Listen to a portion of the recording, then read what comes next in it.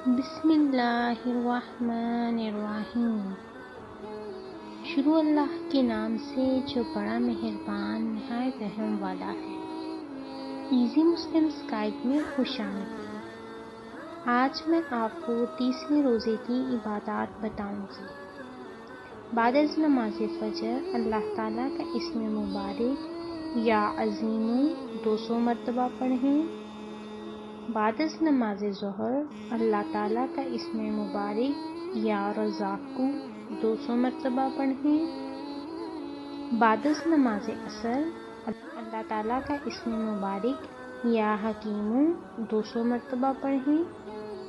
بعد از نماز مغرب اللہ تعالیٰ کا اسم مبارک یا سمیع 200 مرتبہ پڑھیں۔